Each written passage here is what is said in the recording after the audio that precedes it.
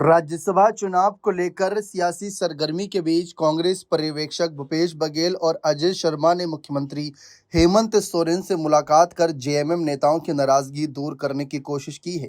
कांग्रेस नेताओं के हेमंत सोरेन से मुलाकात कर बाहर निकलने के कुछ ही देर बाद परिमल नाथवाणी भी सीएम हेमंत सोरेन से मुलाकात करने पहुंचे।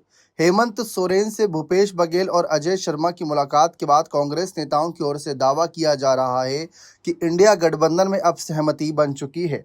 पार्टी नेताओं के अनुसार अब यह लगभग तय हो चुका है कि जेएमएम और कांग्रेस के एक एक उम्मीदवार चुनाव लड़ेंगे। कांग्रेस की ओर से प्रणब झा और जेएमएम की ओर से पूर्व मंत्री बैद्यनाथ राम को उम्मीदवार बनाया गया है। हालांकि जेएमएम की ओर से फिलहाल दूसरी सीट को लेकर स्थिति स्पष्ट नहीं की गई। कांग्रेस पर्यवेक्षक के रूप में आए भूपेश बघेल और अजय शर्मा से हेमंत सोरेन की करीब आधे घंटे तक मुलाकात हुई। इस दौरान राज्यसभा चुनाव में गठबंधन की ओर से 2 संयुक्त उम्मीदवार देने पर सहमति बनाने की कोशिश की गई।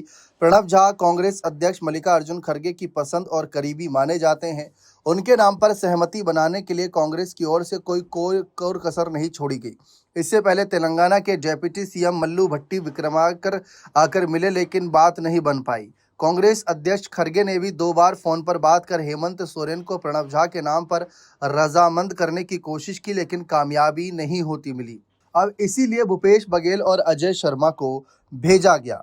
माना जा रहा था कि हेमंत सोरेन इतने नाराज हैं इस फैसले को लेकर कि बिना जेएमएम से बातचीत किए, बिना महागठबंधन से बातचीत किए, क्योंकि महागठबंधन के शीर्ष नेता यानी जो एक मुखिया के तौर पर हैं राज्य में, वह हेमंत सोरेन हैं, लेकिन उनसे बिना बातचीत के प्रणब झा को आगे कर दिया। भूपेश बघेल की ओर से दोनों सीट पर जीत का दावा किया है। उन्होंने कहा है कि महागठबंधन के उम्मीदवार राज्यसभा की दोनों सीटों पर जीत दर्ज करेंगे। उन्होंने साफ कहा कि महागठबंधन के दलों के बीच कोई मिसअंडरस्टैंडिंग नहीं है। बघेल ने कहा कि काफी सौहार्दपूर्ण माहौल है।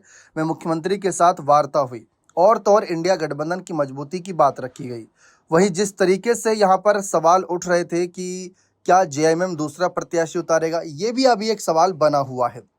लेकिन हेमंत की नाराजगी इतनी बढ़ गई थी कि सरकार गिरने तक की नौबत बात आ रही थी, क्योंकि कांग्रेस का ये रुख पसंद नहीं आ रहा था हेमंत को। असम में उनको सीट नहीं दी, बिहार में उनको सीट नहीं दी।